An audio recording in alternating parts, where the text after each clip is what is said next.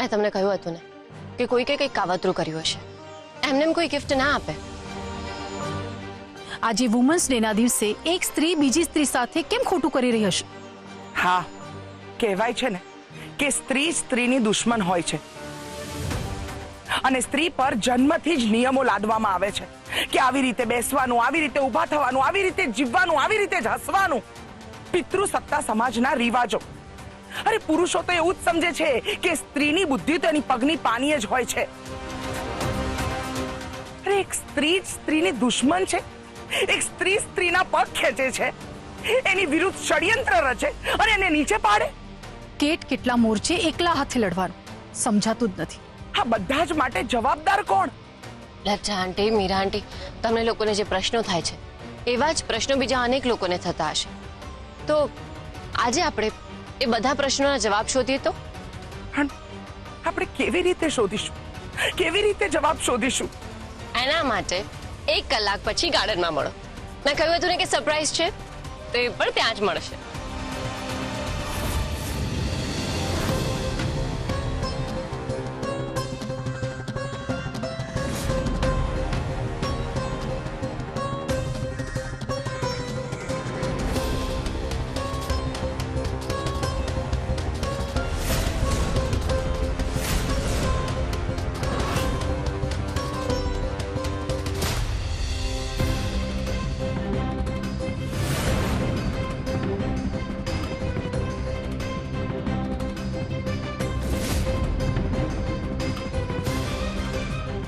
સરગમ, આ શું મજાક છે? તે અમારા નામના પૂતળા કેમ બનાવ્યા છે?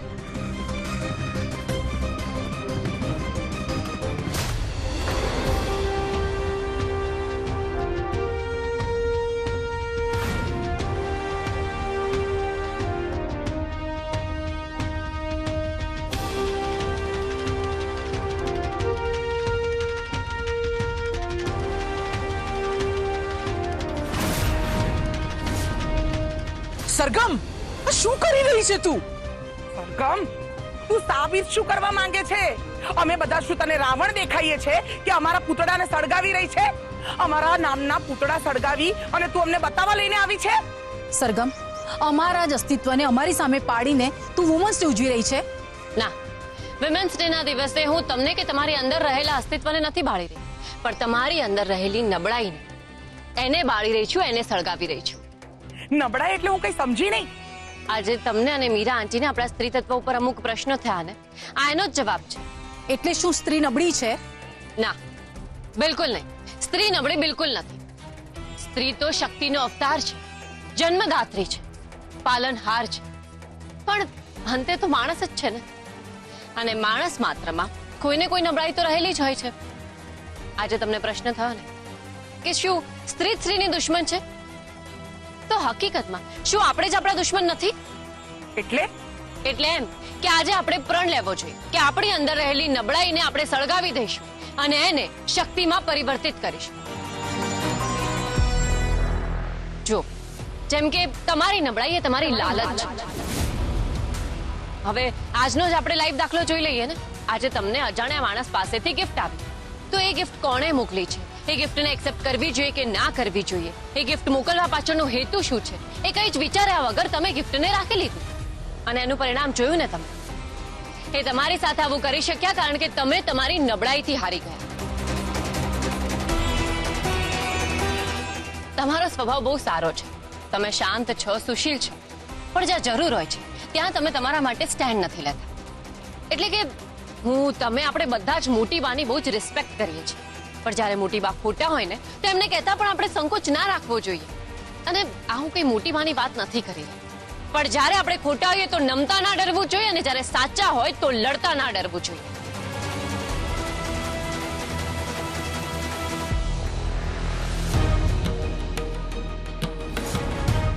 સરગમ, તું કહેવા શું માંગે છે? જેમ કે આજે મોટી બાએ તમને 25 જણનો નાસ્તો બનાવવાનો કહ્યું, તમે એકવાર વિરોધ કર્યો, પણ પછી મોટી બાએ કડક શબ્દોમાં કહ્યું તો તમે નાસ્તો બનાવી દીધો. ત્યાં તમારે સ્ટેન્ડ લેવું જોઈતું હતું કે ના, લજ્જા આંટીના જ્યારે ફ્રેન્ડ્સ ઘરે આવશે ત્યારે તમે લાઈવ નાસ્તો બનાવી દેશો. અને આ કઈ મોટી બાની સામે બોલવાની વાત નથી. પણ જ્યારે જરૂરી હોય ને ત્યારે ખાલી કંકાશ ના થાય એટલે ચૂપ ના રહેવું જોઈએ. જ્યારે જરૂરી હોય ત્યારે તો બોલવું જ જોઈએ. તમે બોલી નથી શકતા એ તમારી નબળાઈ છે, જેને મેં સળગાવી દીધી.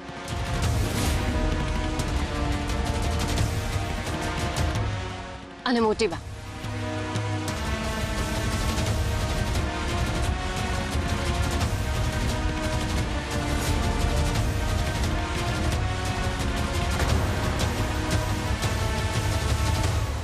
મોટી બા, તમે દયાળુ છો, ભાવનાત્મક છો, એ તમારી નબળાઈ છે.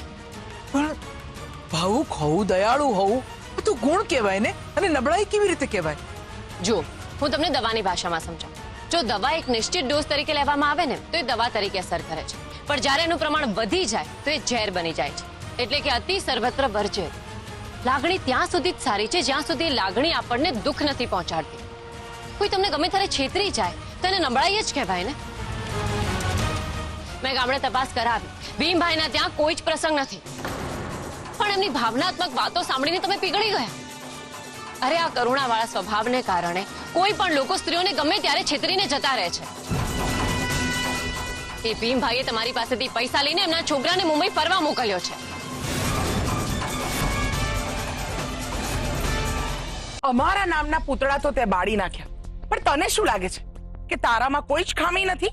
એવું બિલકુલ નથી. કોઈ જ સર્વગુણ સંપન્ન હોતું નથી. ઇનફેક્ટ દરેક માણસમાં કોઈને કોઈ ખામી તો હોય જ છે. કોઈ પરફેક્ટ નથી હોતું. જેને એવું લાગતું હોય કે એનામાં કોઈ જ ખામી નથી, તો એ જ તેની સૌથી મોટી ખામી છે ને. કઈ ખામીઓ છે તારામાં?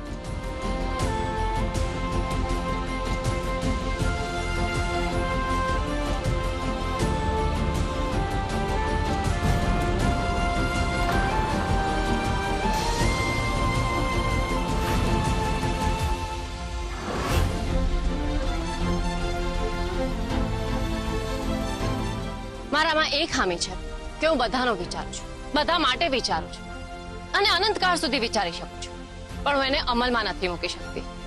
સ્ત્રીઓને નાનપણથી જે શીખવાડવામાં આવે છે કે આપણે ઘરનાને સુખી રાખવા જોઈએ, પરિવારને સુખી રાખવા જોઈએ, પણ એમાં એ પણ તો અગત્યનું છે ને કે પોતાની જાતને સુખી રાખવી જોઈએ. તો મારામાં આ નબળાઈ છે, અને એ નબળાઈને મેં આજે સળગાવી દીધી. તો પછી આજે થશે વુમન્સ ડે નું ખરું સેલિબ્રેશન. આપણે બધા ફેમિનિઝમ, સ્ત્રી સશક્તિકરણની વાતો કરતા હોઈએ છીએ, પણ હકીકતમાં તો સ્ત્રીઓ સદીઓથી સશક્ત જ છે. એમને સશક્ત કરવાની કોઈ જરૂરત જ નથી. અરે કોઈ બહારનું આવીને કેવી રીતે આપણને સશક્ત કરી શકે? રડવું એ નબળાઈ નથી, પણ રડતા રહેવું એ નબળાઈ છે. પડવું એ નબળાઈ નથી, પણ પડ્યા રહેવું એ નબળાઈ છે. આપણે જ આપણા તારણહાર બનવું પડશે, અને આપણી નબળાઈઓ ઉપર જીત મેળવવી પડશે. પડીને, આખડીને, ફરીથી ઊભા થઈને, રડીને, પોતાના આંસુને જાતે જ લૂછીને, તૂટેલા દિલ અને જુસ્સાને સાંધીને એના ઉપર મલમ લગાવીને ફરીથી ઊભું થવાનું છે. અને ત્યારે થશે ખરા અર્થમાં સ્ત્રી સશક્તિકરણ. સરગમ, મારી અંદર ચાલતી ફરિયાદો, પ્રશ્નો આ બધાનો તે ઉકેલ લાવી દીધો. Thank you Sargam. હા સરગમ, હું પણ મારામાં રહેલ ઈર્ષા, દ્વેષ અને ગુસ્સાને કાબુમાં લાવી શકીશ કે નહીં એની મને ખબર નથી, પણ પ્રયત્ન જરૂર કરીશ. જગતમાં પ્રયત્ન જ બધું છે, પરિણામ નહીં. તો ચાલો શરૂ કરીએ વિમેન્સ ડે નું સેલિબ્રેશન. Happy women's day!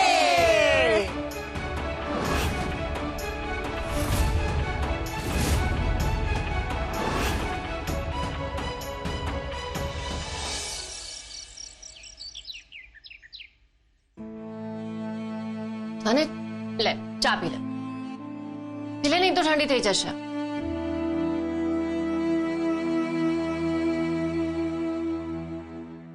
અને તું રાત્રે કેટલા વાગે આવ્યો? 3 વાગ્યા સુધી તો હું જાગતી જ હતી. પછી ખબર નહીં ક્યારે મારી આંખ લાગી ગઈ. થોડો લેટ થઈ ગયો હતો. અચ્છા, 3 વાગ્યાને તું થોડું લેટ કહે છે. ક્યાં ગયો હતો? એક જોબ માટે લોકોને મળવા ગયો હતો. એ લોકોનો ઇમ્પોર્ટ એક્સપોર્ટનો બિઝનેસ છે, તો બિઝનેસ સમજાવી રહ્યા હતા, તો એમાં થોડો સમય લાગી ગયો. અચ્છા, કઈ કંપની છે? હજી નક્કી નથી. ઇન્ટરવ્યુ ક્લિયર થાય પછી બધી વાત. મને માફ કરજે સરગમ. અત્યારે તને હકીકત નથી કહી શકતો. હું ઇન્દુ આંટીને તારા ભૂતકાળ વિશે તપાસ કરી રહ્યો હતો. મારા માટે અત્યારે સૌથી વધારે મહત્વનું એ જ છે કે ઇન્દુ આંટી સાથે શું થયું હતું અને શું કરવા ઈચ્છે છે. તને ખબર છે ઇન્સ્પેક્ટરે કહ્યું કે ભરતભાઈ તો આપણી હેલ્પ કરી રહ્યા છે. પણ એ આપણી મદદ શું કામ કરે? આપણી સાથે એમનો શું સંબંધ? એ જ તો મારે જાણવું છે ને. શું તારે કઈ આજે કામ ના હોય તો તું મારી સાથે કોર્પોરેશનની ઓફિસ આવીશ? યાર, મેં તને કહ્યું ને કે મારે ઇન્ટરવ્યૂ માટે જવાનું છે, એટલે આઈ એમ સોરી. ઠીક છે, હું એકલી જઈ આવીશ. અને ચેનનું શું થયું? તું એ લઈ આવ્યો? મેં તને કહ્યું ને કે કાલે હું બહુ બિઝી હતો. હું ગમે તેમ કરીને આજે લઈને આવીશ. ઓકે.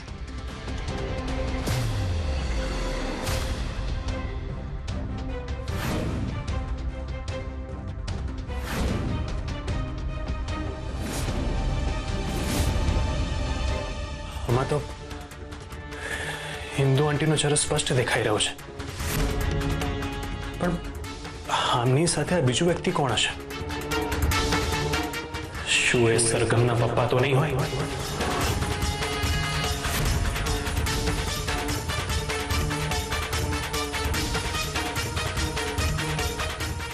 હલો હલો, મારી પાસે એક ફોટો છે પણ થોડો બ્લર થઈ ગયો છે, તો પ્લીઝ તો એનો ક્લિયર ઇમેજ કાઢીને આપીશ. બહુ જ અર્જન્ટ છે, પ્લીઝ. ઠીક છે ઠીક છે, હું હમણાં જાઉં છું. હા. હવે વધારે દિવસ બચ્યા નથી. વધારે વિચારવાનો મારી પાસે સમય નથી. બીજો કોઈ રસ્તો મને સૂચતો નથી, એટલે આ ઘર ઉપર લોન લઈને જ પૈસા ચૂકવવા પડશે. ચિરાગ, લોનનું ફોર્મ લાવ્યો તું? મોટી બા, ફોર્મ ભરાઈ પણ ગયું છે અને સાઇન પણ થઈ ગઈ છે. બસ પપ્પાની સાઇન બાકી છે. પપ્પા,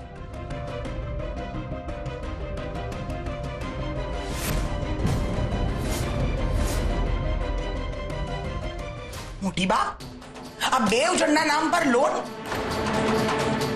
અરે મોટી બા, ઘરમાં બીજા પણ રહે છે જ ને, તો એમના નામે કેમ નહીં? કાલે ઉઠીને લોનના પૈસા ન ચૂકવાયા તો ફસાઈ જશે તો ચિરાગ અને ચિરાગના પપ્પા જ ને.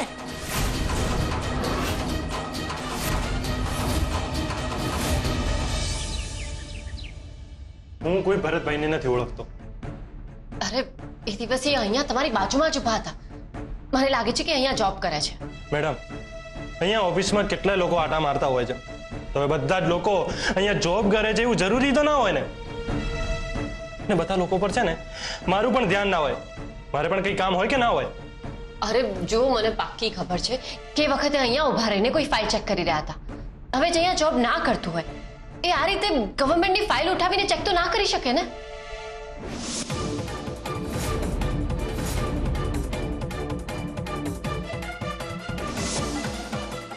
તમારા ઘરનું પાણી ચાલુ થઈ ગયું છે ને, તો પ્લીઝ તમે જાઓ, મારે કામ છે. પ્લીઝ પ્લીઝ મારી મદદ કરો. મારે ભરતભાઈને મળવું બહુ જ જરૂરી છે. તમે મારો ટાઈમ ના બગાડો. જો એ ફાઇલ એમણે ચેક કરીને અહીંયા જ મૂકી હતી, એટલે ફાઇલ અહીંયા જ ક્યાંક હશે. અહીંયા. અરે તમે આ રીતે સરકારી ફાઇલને હાથ ના લગાડો. અરે આ જે ફાઇલ છે જે એમણે મૂકી હતી. અરે તમને કહ્યું ને કે ફાઇલ છોડો એટલે છોડો.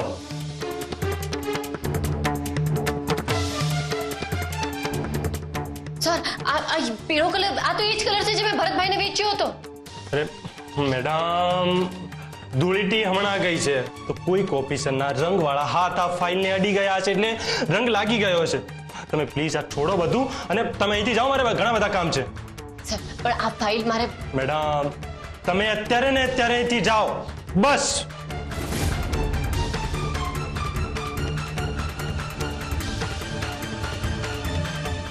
મમ્મી આ તો શું બોલી રહી છે? અરે અમારા બંનેનું નામ લખ્યું છે તો શું થઈ ગયું? ચિરાગ, ધ્યાનથી સાંભળ. અરે ખાડો ખોદ્યો ત્યારે ખ્યાલ નહોતો આવ્યો, અને હવે ઉગારવું છે એટલે લોન. લોન ક્યાંથી ભરશો? ઘરમાં છે કોઈ કામ ધંધો?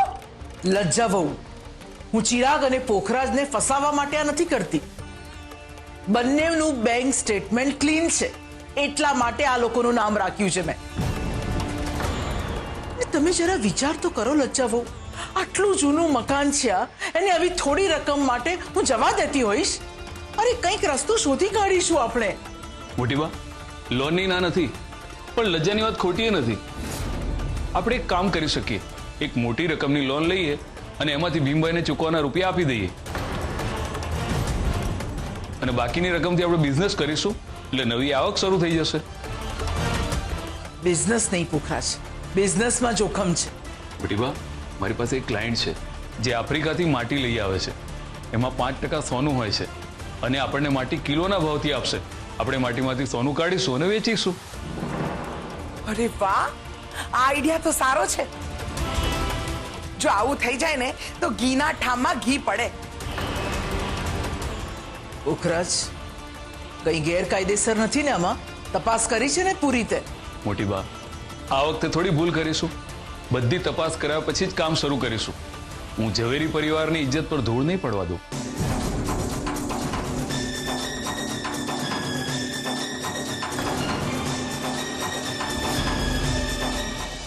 સાંભળ, હમણાં થોડીક જ વારમાં વકીલ આવશે એટલે એમની સામે મૂંગાની એક્ટિંગ કરવાની છે.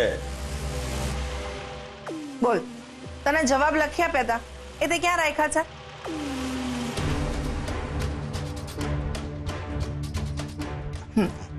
હા તો હવે બોલ, તારો જન્મ ક્યાં થયો તો? ડાંગત્રા. તારે મૂંગાની એક્ટિંગ કરવાની છે? હા તો એ વકીલના સામે કરીશ ને, તમારા સામે થોડી એક્ટિંગ કરીશ. અમે તને રિહર્સલ કરાવી રહ્યા છીએ. ક્યાં જાય છે? બોલ, ક્યાં જાય છે? શું થયું? બોલ, જવાબ આપ. તમે તો કહ્યું બોલ નહીં, તો હું મૂંગાની એક્ટિંગ કરી રહ્યો હતો. તારે એક્ટિંગ કરવાની છે, ઓવર એક્ટિંગ નહીં. ઓકે સર, આવો વિનોદભાઈ, બેસો પ્લીઝ. Thank you. બેસો વિનોદભાઈ.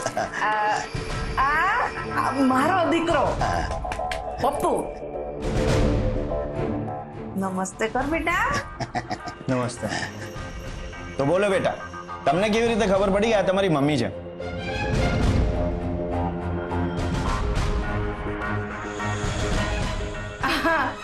વિનોદભાઈ, એમાં એવું છે ને કે જય હું એને શોધતી હતી ને તો ખ્યાલ આવ્યો કે ઈ તો ધાંગધ્રાના અનાથ આશ્રમમાં ઉછર્યો છે ને. હા, અને એના ગળામાં મારા પતિની ચેન હતી, એમાં લોકેટમાં અમારો ફોટો એ છે. હા, તો ખબર પડી કે આ મારો દીકરો છે. તો તમે અનાથ આશ્રમમાં કેટલા વર્ષ રહ્યા છો? અને જે આશ્રમ સંભાળતા હતા એનું નામ?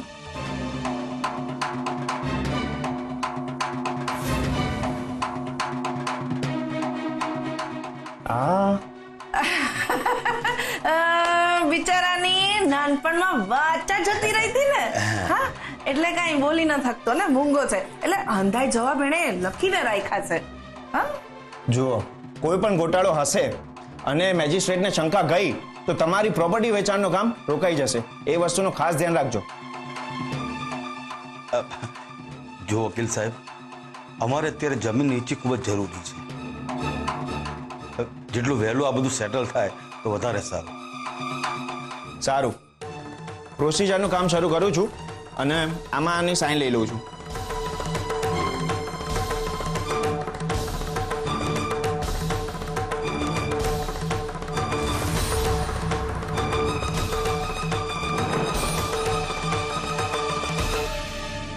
મોન્ટી અંકલ, ઇન્દુ આંટી.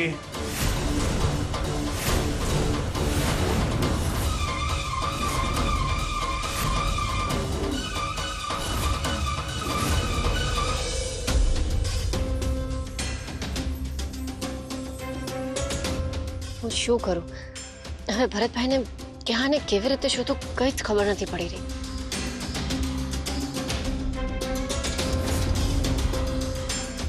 આજે હું કેસરિયા રંગ લેવા આવ્યો છું. જેટલો હોય બધો મને આપી દે.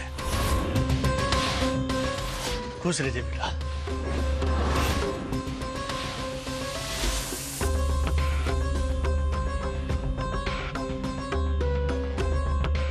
બેન આ રંગ વેચવાનો નથી.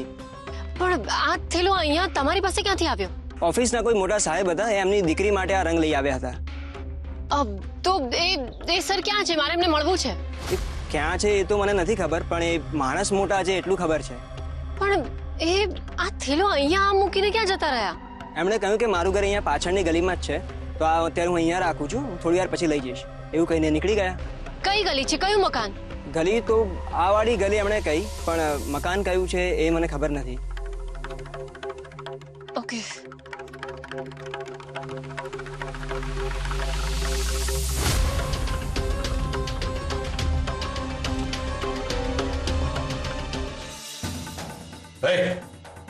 તું એ શું કરે છે? અહીંયા કેમ આવ્યો? અરે મોન્ટી અંકલ, હું તો તમારી પરમિશન લેવા આવ્યો છું. એકચ્યુઅલી મારે એક ડોક્યુમેન્ટરી શૂટ કર્યું છે અને એના માટે તમારા ઘરનું લોકેશન એકદમ બેસ્ટ છે. અમે કોઈ લોકેશન ભાડે નથી આપતા. હાલ નીકળ અહીંથી. અરે તમે આટલી રૂડલી કેમ વાત કરી રહ્યા છો? તમે અમારા ઘરે આવો છો તો અમે તમારી સાથે કેટલી પ્રેમથી વાત કરીએ છીએ, ભૂલી ગયા? આ છોકરો કોણ છે?